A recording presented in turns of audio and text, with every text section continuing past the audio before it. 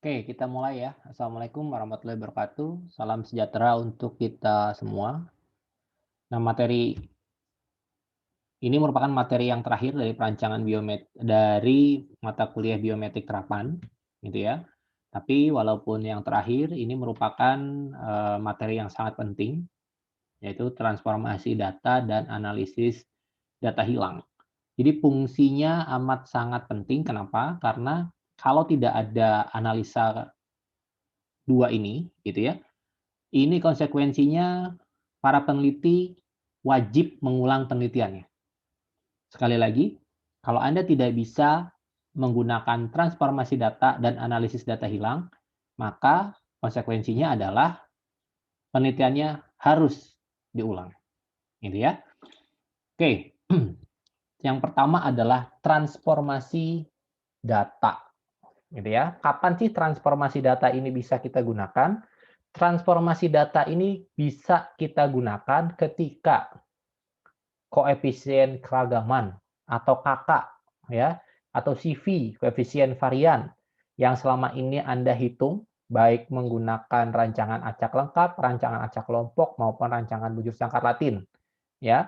Di situ ada yang disebut CV atau KK, koefisien keragaman. Nah, kalau koefisien keragamannya besar ya, eee, itu artinya tingkat homogenitasnya rendah. Artinya semakin besar nilai Kakak, maka homogenitasnya akan semakin rendah atau tingkat heterogenitasnya tinggi. Nah, tentunya itu menjadi tolak ukur. Tolak ukur apa? Tolak ukur bahwa data yang kita gunakan itu tidak representatif untuk digunakan sebagai referensi. Artinya penelitian kita, kesimpulan yang kita ambil itu tidak representatif atau tidak mewakili populasi sesungguhnya yang ada di lapangan.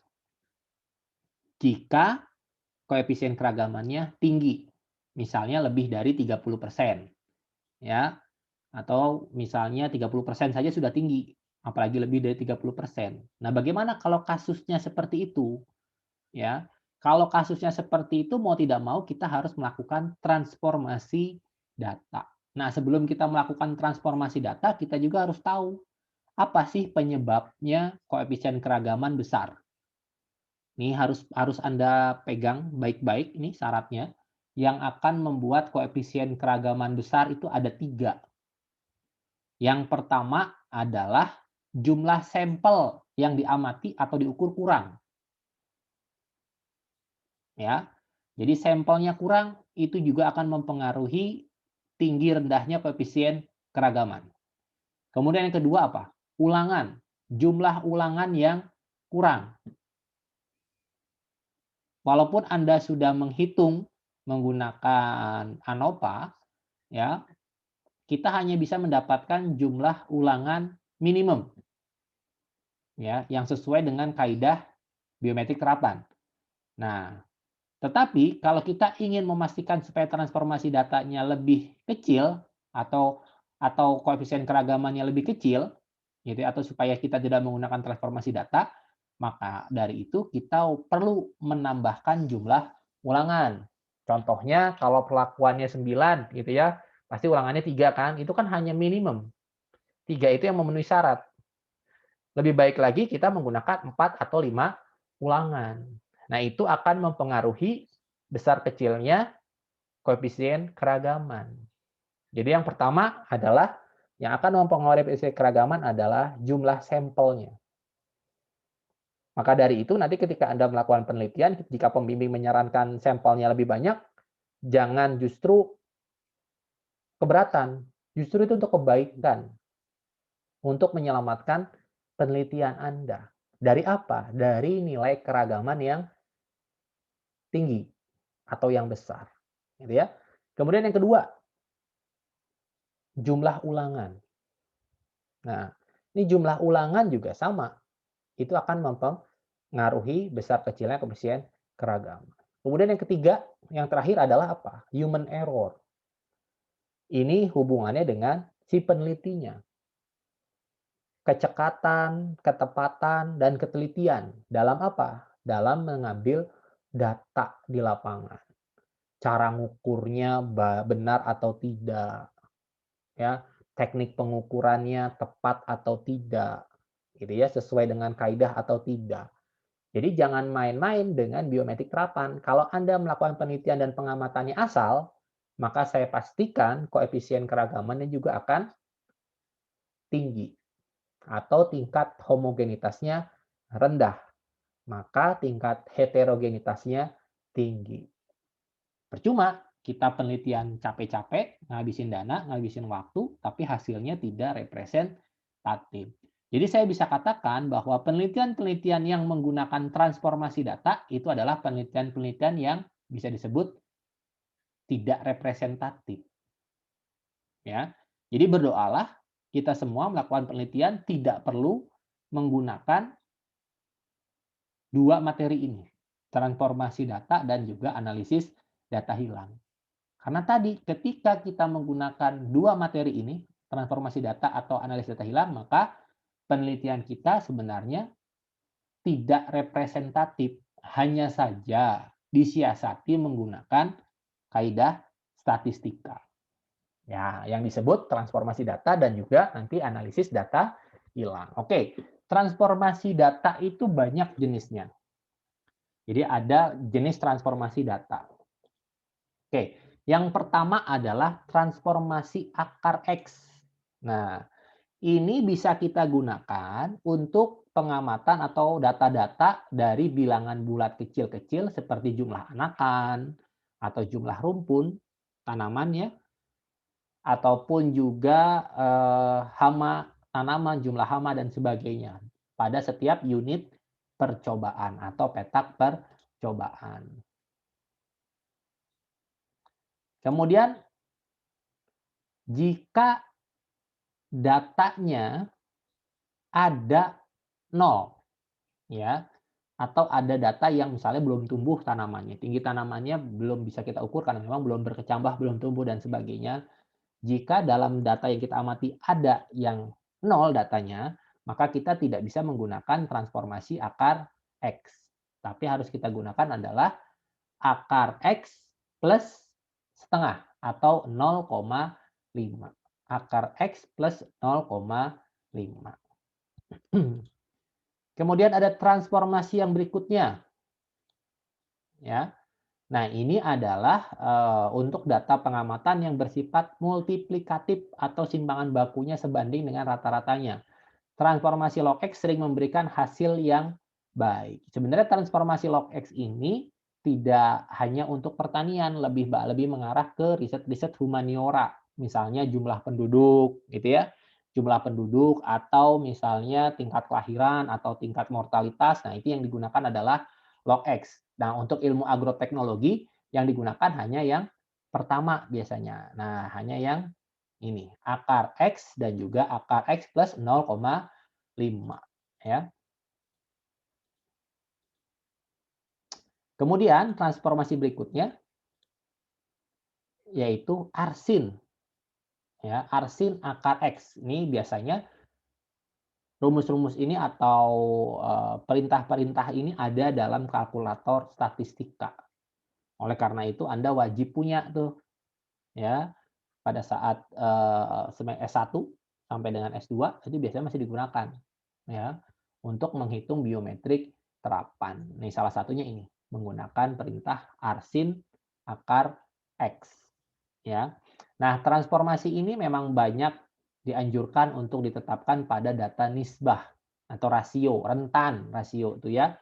Misalnya 2 sampai 5 gitu ya. Misalnya kemudian 1 sampai 3 nilainya. Ini lebih ke penelitian-penelitian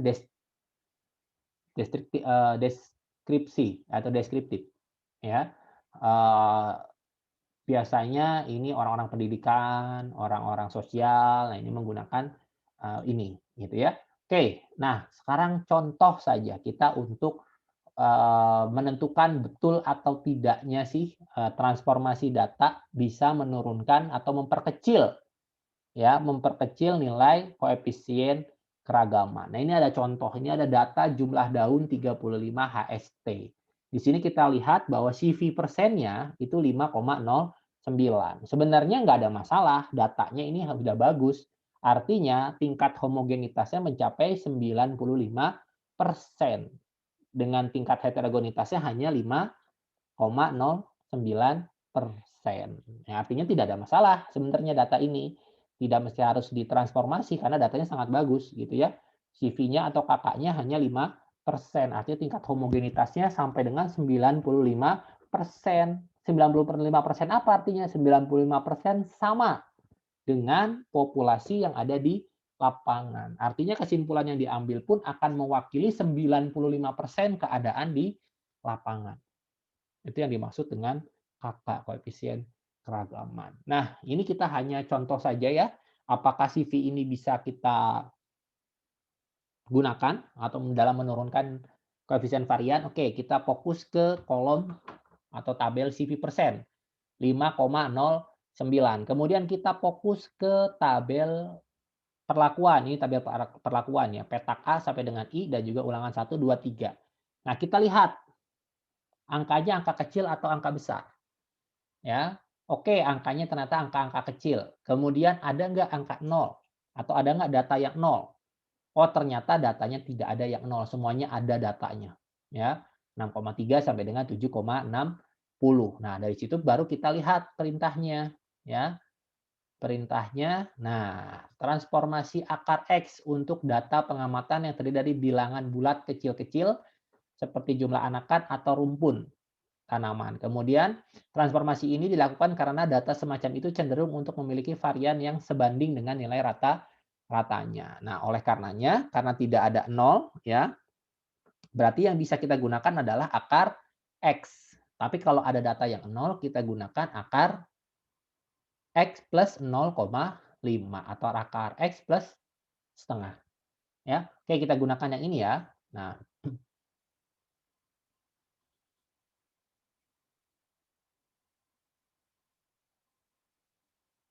oke.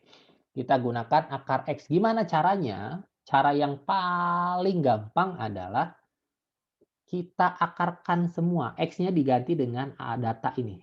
Data 6,30 sampai dengan 7,60. Satu-satu diganti.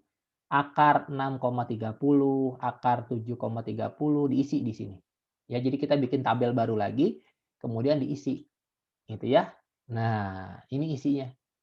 Ya. Jadi akar dari 6,30 itu sama dengan 2,51. Kemudian akar dari 7,30, ini ulangan 2-nya, 7,30 itu akan kita akarkan menjadi 2,70. Nah, dengan kita ganti datanya yang sudah ditransformasi seperti ini, gitu ya. Transformasi seperti ini, kita secara otomatis ketika kita hitung CV-nya akan turun menjadi setengahnya. 2,52%. Ya, ini membuktikan bahwa transformasi data mampu memperkecil nilai koefisien keragaman. Nah, satu catatan penting lagi, sekali lagi, catatan penting lagi, sebelum kita gunakan transformasi data, menggunakan transformasi akar X atau akar X plus 0,5, Anda sudah belajar di biometrik dasar dengan Pak Slamet, ya. Tentunya Anda sudah diajarkan bagaimana cara menormalkan datanya atau normalitas data, ya. Saya yakin sudah. Jadi saya tidak perlu lagi memberikan cara menormalkan data. Jadi sebelum dilakukan transformasi akar X, data yang sudah kita dapatkan ini harus kita normalkan. Ya, ya Anda udah belajar dengan Pak Slamet cara menormalkan data, itu normalitas data sampai kurvanya betul-betul membentuk kurva normal atau normalitas data.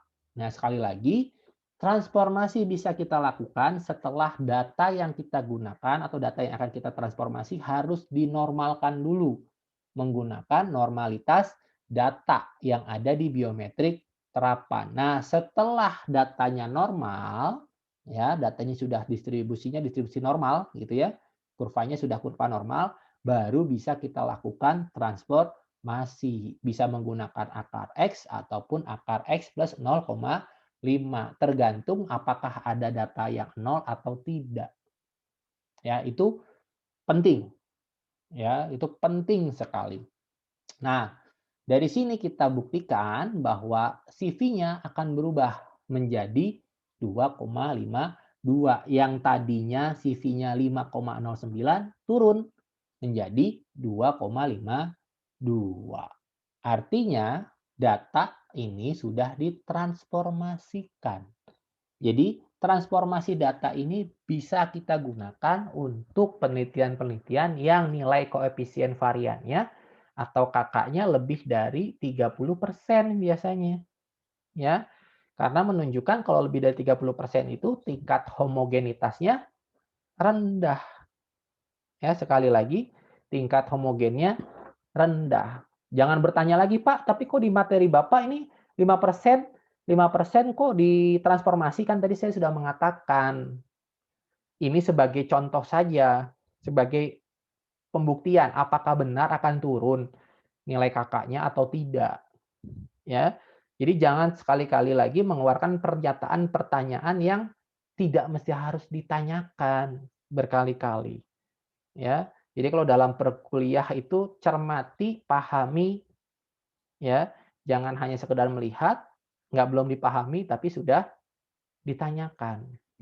Nah, jadi sekali lagi, kenapa ini 5% saya gunakan transformasi ini sebagai contoh saja untuk membuktikan apakah rumus transformasi akar X ini berguna atau berjalan atau tidak menurunkan nilai kakak.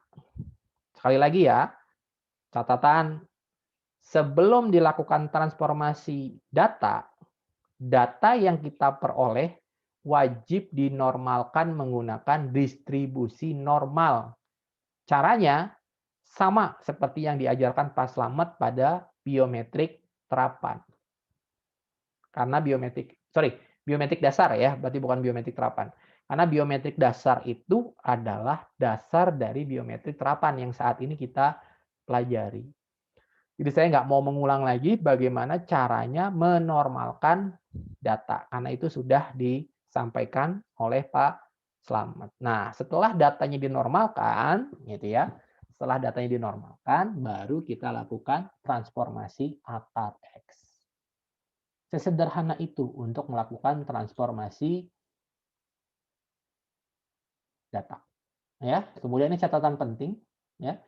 Catatan penting juga ketika nanti ada muncul skripsi dan sebagainya, data transformasi hanya pada proses penghitungan.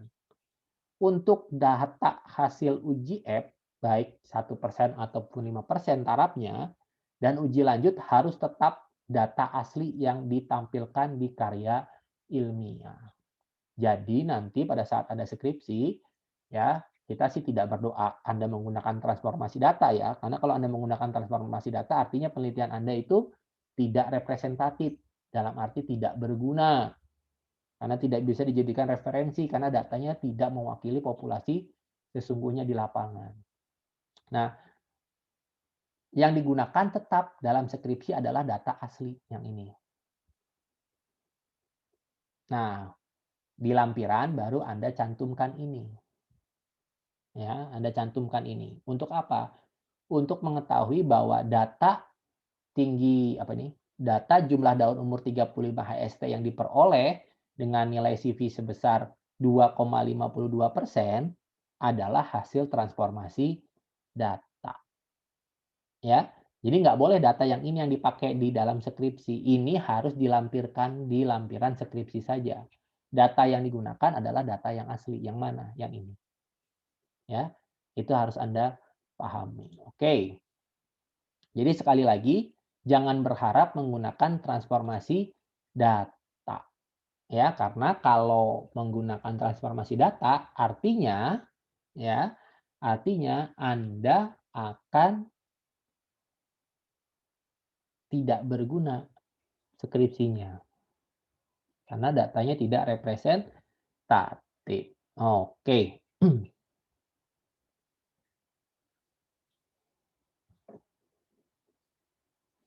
Ini tugasnya. Tugasnya adalah Anda coba transformasi data. Praktikum 5.1, 5.3, serta 6.1 untuk kelas A, B, dan C.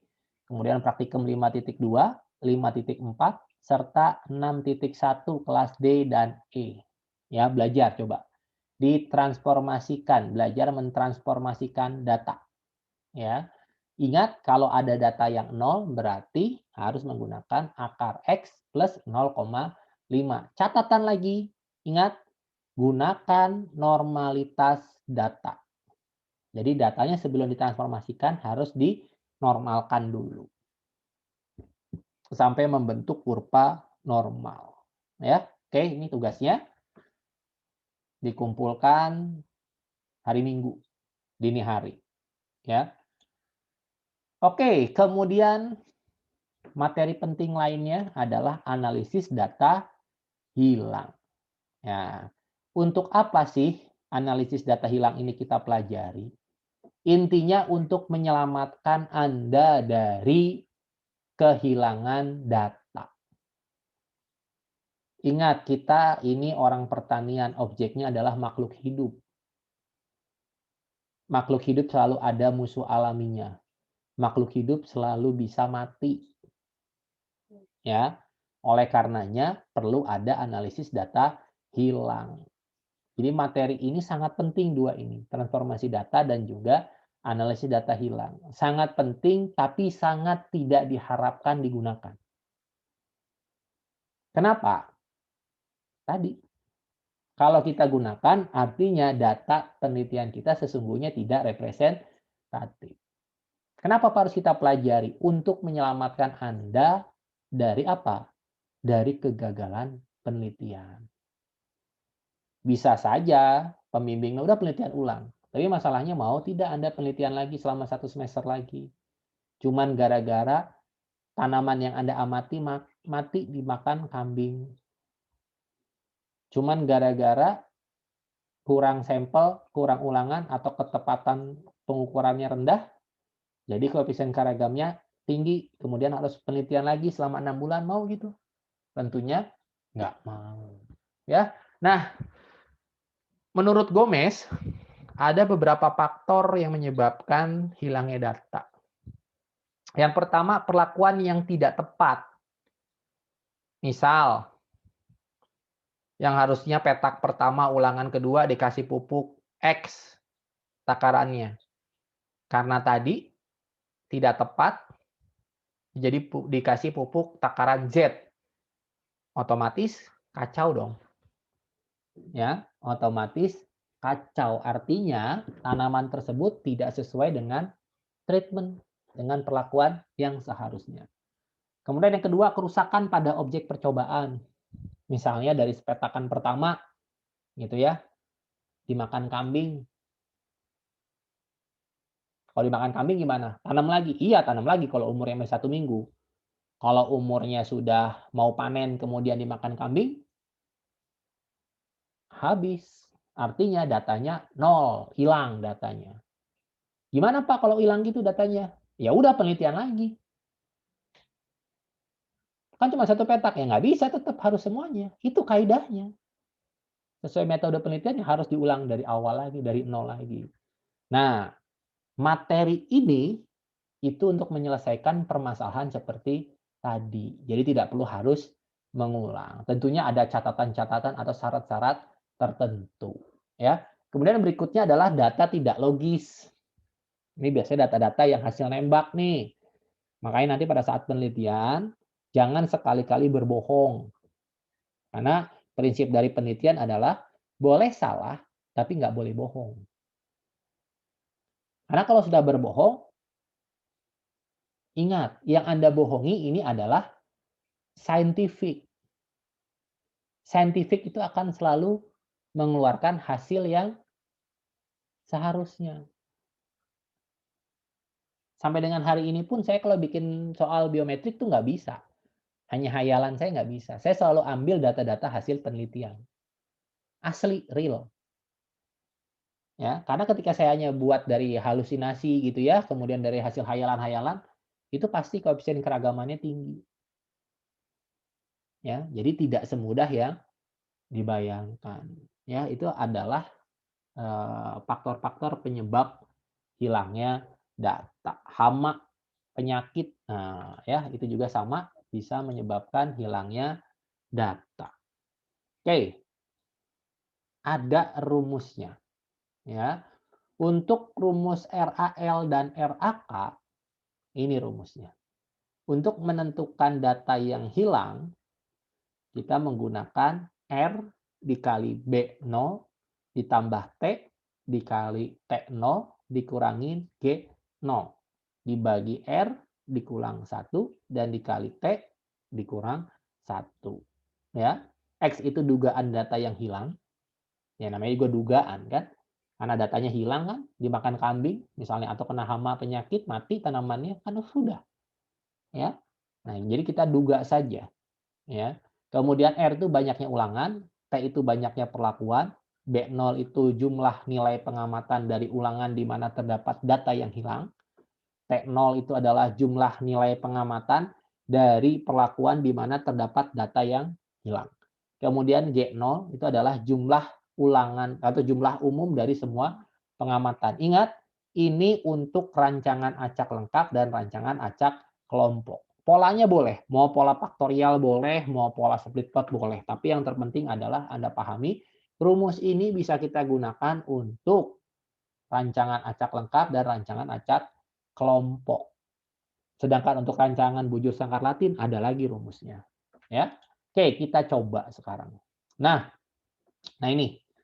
Ini adalah data rata-rata jumlah biji per polong kacang hijau varietas walet. Ternyata petakan E atau unit percobaan perlakuan E ulangan kedua itu hilang.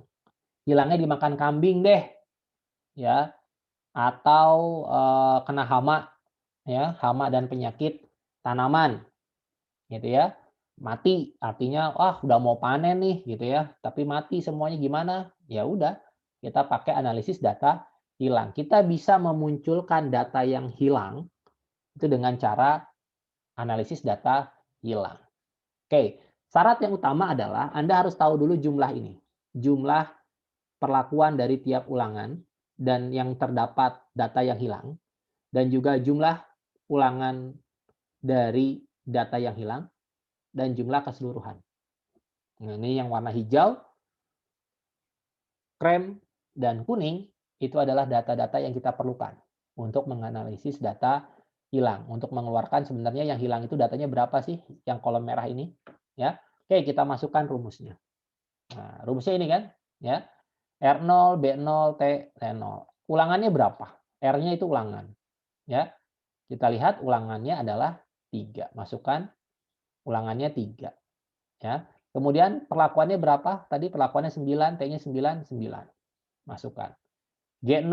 G0 itu apa? G0 itu total keseluruhan. Total keseluruhan berapa sih? Di sini datanya 270,08. Oke, nih. 270,08. Kemudian kita masukkan B0 adalah blok atau ulangan, jumlah ulangan tempat data itu hilang. 81,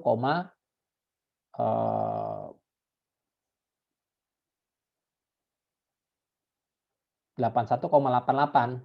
Benar nggak? Kita cek. Nah ini.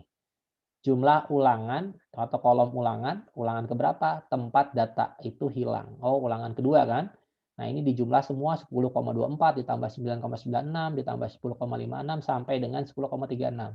Totalnya 81,88. Oke. Nah, masukkan 81,88. Kemudian T0. T0 adalah tempat perlakuan di mana data yang hilang berada. Nah, ini perlakuan E kan. Ya udah 8,32 ditambah 10,56. Hasilnya 18,88. Oke, kita masukkan. Nah, kalau sudah masuk, ya udah tinggal kita kalikan 3. Ingat derajat perkalian, pembagian, penjumlahan dan pengurangan. Ya, jadi jangan sampai salah. 3 dikali 81,88 hasilnya 245,64. ditambah 9 dikali 18,88. Berapa? 169,92. Gitu ya. Nah, kemudian masukkan dikurangi 270,08. 3 kurangin 1, 2. 9 kurangin 1, 8. Selanjutnya tinggal dijumlahkan. 245,64 ditambah 1, 69,92 dikurangi 270,08. Itu total 145,48. Kemudian 2 dikali 8 yaitu 16. Kemudian tinggal dibagi kan. 145,48 dibagi 16 hasilnya 9,093.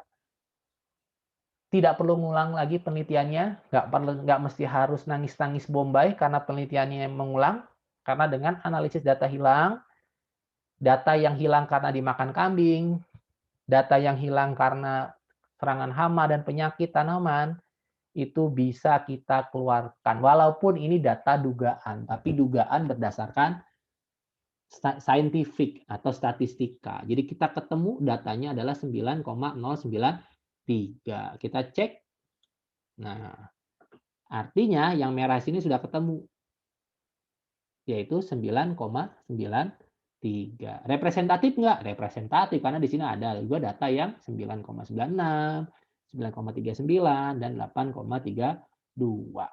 Ya, artinya data yang hilang tadi bisa kita duga secara saintifik. Jadi bukan hanya sekedar tembak-tembakan angka, nggak boleh. Ya. Jadi data yang hilang tadi ternyata hasil pencarian berdasarkan saintifik mengeluarkan sebesar 9,093. Itu adalah data yang hilang. Oke, sesederhana itu ya. Jadi nanti data yang hilang seperti ini bisa kita cari. Tapi awas, ada syarat lagi terakhir. Apa itu?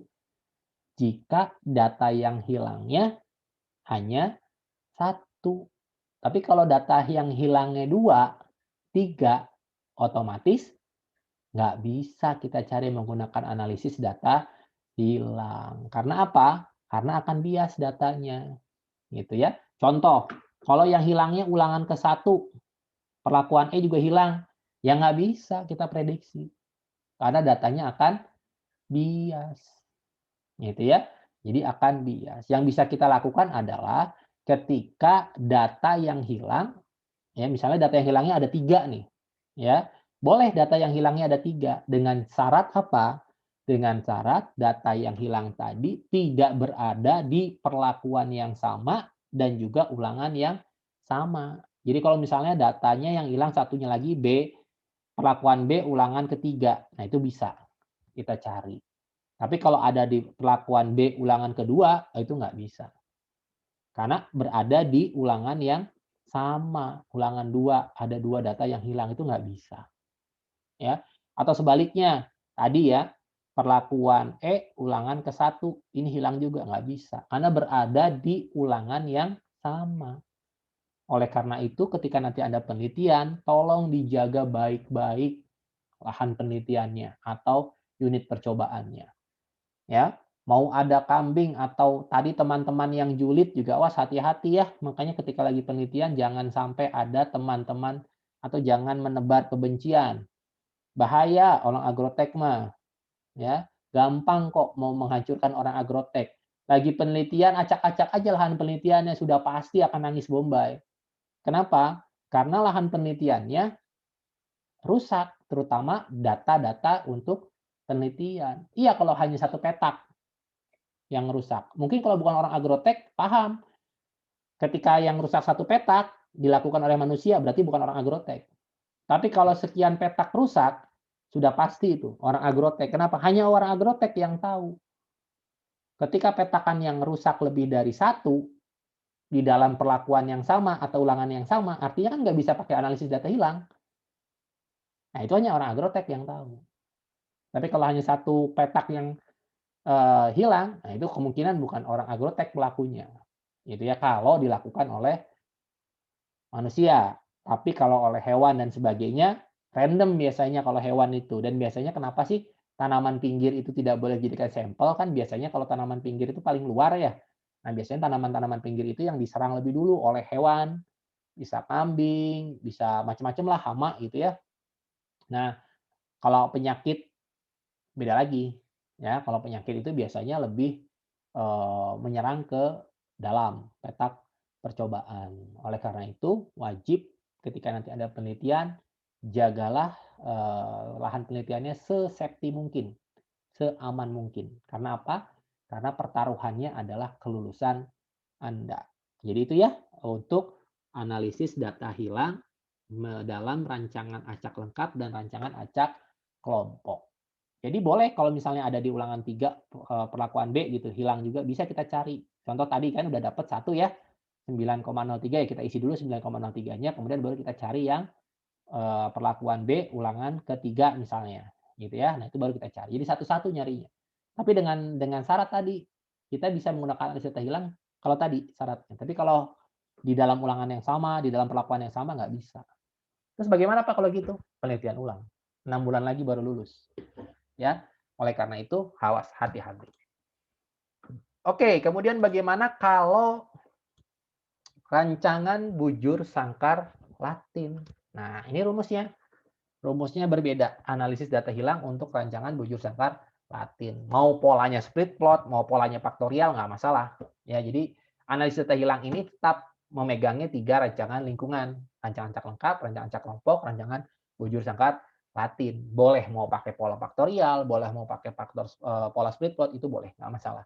Gitu ya. Jadi tergantung dari rancangan lingkungannya. Nah, ini sekarang adalah rumus analisis data hilang untuk RBSL. Ya.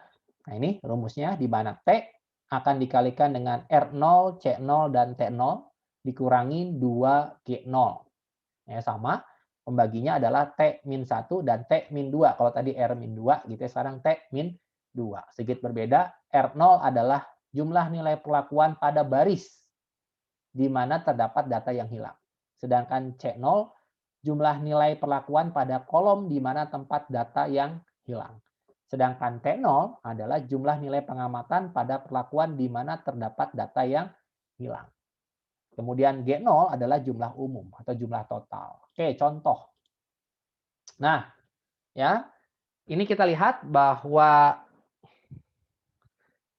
data yang hilang itu ada di ulangan kedua perlakuan C. Ya, Anda tahu ya kolom barisnya yang sebelah mana, gitu ya. Nah, dan T0-nya yang mana. Oke. Nah, setelah diacak, ya karena RBSL kan ya, RBSL itu harus diacak. Nah, seperti ini, acak baris dan kolom. Baris, kolom. Gitu ya. Nah, ini macam-macam sudah diacak, baris, kolom. Nah, kemudian kita tentukan T0 yang mana sih? R0 yang mana? G0 dan C0 yang mana?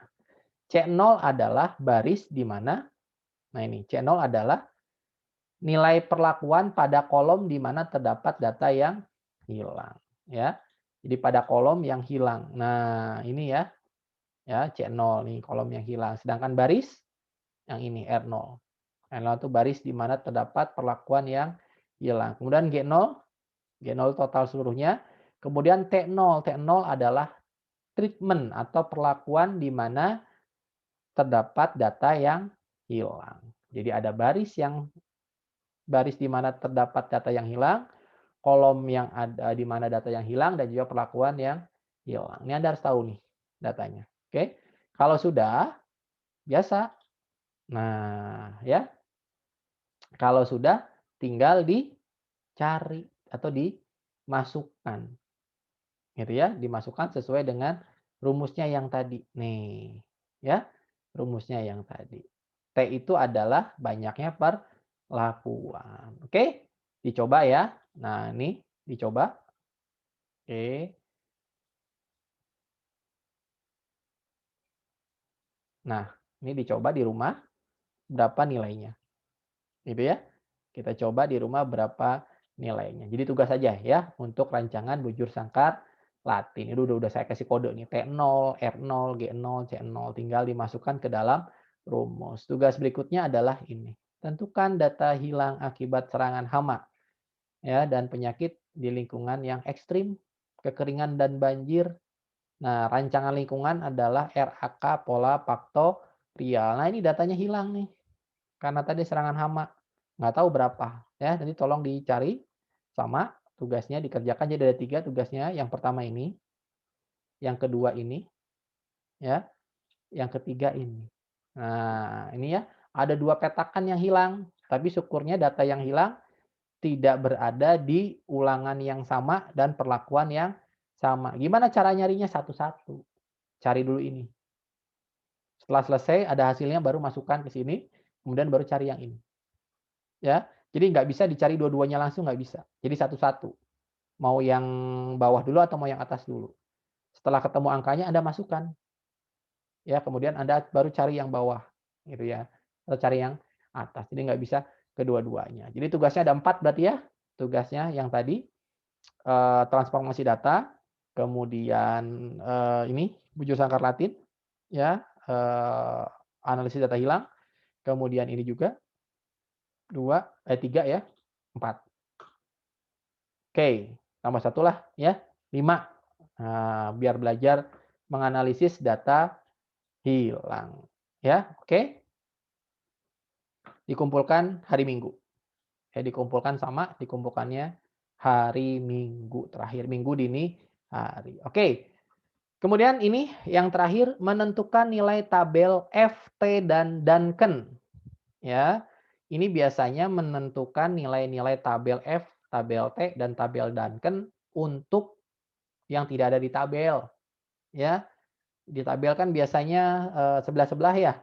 Nah ini contoh misalnya kita mau cari 31, 32 gitu ya. Kan nggak ada ya 31, 32. Nah ini rumusnya ya. Untuk mencari VI atau nilai tabel yang akan kita cari itu sama dengan VA. VA itu nilai sebelum VI dan VB adalah nilai setelah VI, dan VA tabel dan VB tabel. Itu nilai tabel VA dan nilai tabel VB. Nah, ini rumusnya. Ya, gimana caranya? Contoh kita mau cari nilai 15 misalnya ya. 15 walaupun di sini sudah ada ya 15 ya. Ini kita membuktikan saja. Kita mau cari tabel 15 tanpa menggunakan tabel misalnya, karena di tabel nggak ada, misalnya 15 nggak ada. Oke, kita masukkan.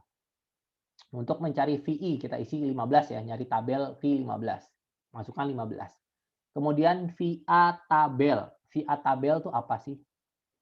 VA tabel adalah nilai tabel VA. VA itu apa? Nilai sebelum VI. Ya, nilai sebelum VI. Oke. 15. Sebelum nilai 15 berarti kita mau pakai yang 0,05 ya, yang ini ya. Sebelum 15 berarti berapa nilai tabelnya? 1,7613. Sebelum ya, bentar. Oke, kita lihat berarti 2, oh nih, yang 0,005 ya. 0,005. Nah ini ya. 2, berapa ini? 2,14 sebelum VA tabel 2,114. Nah ini 0,025 karena ini oke. Ini tabel T ya, distribusi T. Tabel T adalah 0,025. Kenapa kita pakai 0,025? Kita tahu ya bahwa untuk mencari tabel T adalah 0,05 dibagi 2. Ya. 0,025 dibagi 2. Oke, kita cari. Sebelum 15, yang mau kita cari kan 15 nih. Sebenarnya yang mau kita cari ada 2,13. Nah, kita masukkan dulu adalah VA. VA adalah nilai tabel sebelum 15. VI. Ya.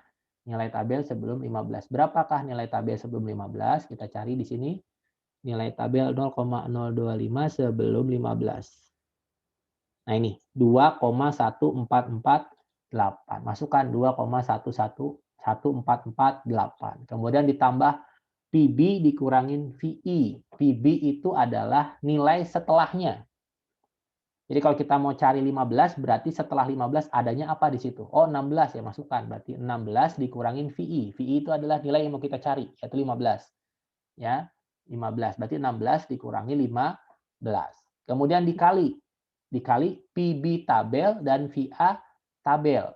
Ya, PB tabel. Kalau VA adalah nilai sebelum nilai VI, nilai tabel sebelum nilai VI. Kalau VB adalah nilai tabel sebelum atau setelah nilai VI. Oke, kita lihat di mana nilainya, kita lihatnya di sini. Setelah dan sebelum. Nah, 0,025 ya, kita cari karena 0,05 dibagi 2 kan ya. Oke, berarti ada 2,114 ya, itu untuk nilai VA-nya, sedangkan untuk nilai VB-nya adalah 2,119 ya. Nah, masukkan 2,119, oke itu PB ya. Tadi saya kebalik, berarti VB-nya 2,119 sedangkan VA-nya adalah 2,114. Kemudian VB dan VA adalah nilai setelah dan sebelum nilai VI. Nilai setelahnya kan dari setelah 15 kan 16 yang ada, sedangkan nilai VA-nya sebelum 15 kan 14. Nah, ini ya. Kemudian tinggal dikalikan. 2,14 ditambah 16 min 1. 16 min 15, 1. Kemudian dikali 2,119 dikurangi 2,114 minus ya, minus 0,0294 dibagi 16 min 14 atau 2. Nah, hasilnya minus 0,01245. Kemudian tinggal dikalikan. Ya, ingat perkalian dulu. Jadi dikalikan dulu 1 dikali minus 0,01245. Hasilnya min 0,01245. Nah, baru dikurangi. 2,1448 dikurangi 0,01245 hasilnya 2,132. Benar nggak sih 15 hasilnya 2,132? Kita lihat. 15 0,025 2,1314. Beda komanya nggak apa-apa. Yang penting 2 digit setelah komanya sama. 2,13. Itu ya untuk mencari nilai tabel yang tidak ada di tabel. Bisa tabel F, tabel T, dan juga tabel Duncan. Ya, sama untuk Duncan juga. Nah, ini contoh ini kan ya. Ada 16, 17, 18, 19, 20. Nah, 21-nya nggak ada kan ya? 21-nya nggak ada langsung 22, 23-nya nggak ada 24, 24-nya nggak ada langsung 26, 28, 30. Nah, ini ya. Nah, ini kan ada yang sebelum dan setelah. Kalau saya mau cari misalnya 45 ya. Berarti yang sebelumnya 40, setelahnya adanya 60. Oke? Nah, ini kita coba cari tabel Duncan ya untuk mencari nilai tabel Duncan 5%. Galatnya 23, perlakuannya 2. Ya. Yang mau kita cari ini, galat 23. Nah, 23 kan nggak ada nih. Ya, 22 langsung 24. 23-nya nggak ada. Baik taraf 5% maupun 1%. Kita pakai yang taraf 5% aja ya. Kita pakai taraf yang 5%. Nah, tadi perlakuannya berapa? 2. P-nya 2 ya. Galatnya 23. Oke, gimana caranya kita masukkan rumusnya? Ya, P1-nya tuh yang mau kita cari ada 23. Masukkan 23. PA tabel. PA tabel itu adalah data sebelum. Data tabel sebelum 23. Oke, sebelum 23. Nih, 24, 22. Berarti 22 ya. Sebelumnya kan 23 di tengah sini ya. Nah, cari. Berapa di sini? Karena perlakuannya 2 ya 2. Yang 5% aja kita pakai. 2,93. Awas ya, hati-hati yang 5% yang kita pakai ya, bukan yang 1%. Oleh 1% ya ini yang bawah. 3,99. Berarti yang kita pakai 2,93. Masukkan 2,93. Ditambah PB. PB adalah nilai setelah nilai VI. Ya, setelah 23 dilihat di tabel yang ada adalah 24. Kalau 24 yang nggak ada, misalnya langsung 26, ya berarti 26. Ya tergantung dari tabelnya yang kita lihat. Kita mau cari yang pokoknya nih yang cari yang setelah dan sebelum dan setelah terdekat dari nilai VI. Oke. 24. Masukkan 24 min VI. VI-nya nilai yang mau kita cari 23. Dikali VB tabel dikurangi VA tabel. Ya, VB tabel dikurangi VA tabel. Oke, VB adalah nilai tabel setelah. Sedangkan VA adalah nilai tabel sebelum. Ya. Oke, kita lihat di tabel. Nah, tabel VA ada 23,93 dan 22,92. VA dan VB tabelnya ya. Oke, masukkan. 2,92 untuk VB tabel, 2,93 untuk VA tabel. Dari mana sih 2,92, 2,293 ya ini? Nih. 22, 24 tabel kedua. Kolom kedua. 2,93 dan 2,92 pada taraf 0,05% ya. Oke.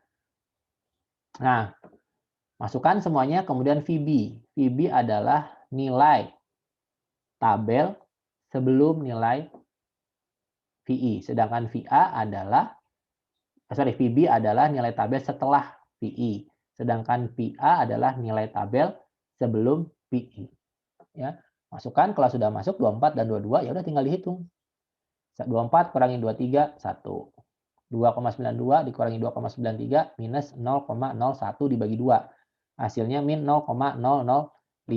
Kemudian dikalikan 1, hasilnya adalah 2,93 dikurangi 0,005. Hasilnya nilai tabel VI untuk perlakuan kedua pada nilai Galat 23 adalah 2,925. Artinya di sini kalau ada angka 23 ya, itu nilainya adalah 2,925 ya. 2,925. Ketemu deh ya. Jadi walaupun di tabelnya nggak ada, ternyata kita bisa cari dengan cara menghitung manual. Jadi nanti ketika Anda UAS, jangan bingung. Kalau Anda UAS, Pak, tabel saya nggak ada angka 23, ya udah tinggal cari aja pakai rumus yang tadi. Ya. Jadi jelas. Jadi nggak ada alasan lagi di tabelnya nggak ada. Ada. Gitu ya. Ya, lebih syukur-syukur Anda menggunakan tabel yang sudah lengkap, artinya semua angka atau semua DB Galetnya ada. Gitu ya. Tapi ada beberapa tabel yang tidak lengkap ya. Contohnya seperti ini. Ya. Oke, tugasnya. Nah, ini tugas lagi. Tentukan nilai tabel DMRT taraf 5% dengan nilai Galat 21 dan 35. Dengan nilai P-nya perlakuannya P5. Ya. Berarti ada banyak dong. Iya, ada banyak. Ya, nih tuh. P5 di sini. Ya, cari coba. Ya. Otomatis dapat harus cari semua ya. P5, P4, P3, P2. Ya, oke. Selesai. Nah, materinya selesai sampai sini untuk biometrik terapan. Jadi pola faktorial, pola split plot, uji lanjut Duncan maupun LSD sudah. Kemudian materi terakhir yaitu tentang transformasi data dan juga analisis data hilang, serta tadi mencari nilai tabel, baik tabel F, tabel T, maupun tabel Duncan. Ya. Jika tidak terdapat di tabel, juga bisa kita cari dengan cara manual. Selesai materinya, pertemuan berikutnya semuanya akan melakukan responsi. Jadi jadwal kuliah, jadwal responsi semuanya akan digunakan untuk responsi. Kita akan bedah soal-soal yang sudah kita kerjakan ya, jika waktunya cukup ya, atau andaikan misalnya nggak cukup, kita pakailah soal-soal yang menantang saja ya, baik faktorial maupun split plot gitu ya, supaya kita bedah dari hulu sampai hilirnya sampai ketemu kesimpulan itu seperti apa. Oke, itu saja ya, tugasnya jangan lupa dikerjakan, dikumpulkan sesuai dengan waktunya. Itu saya, terima kasih banyak. Wabillahi taufiq walhidayah. Wassalamualaikum warahmatullahi wabarakatuh.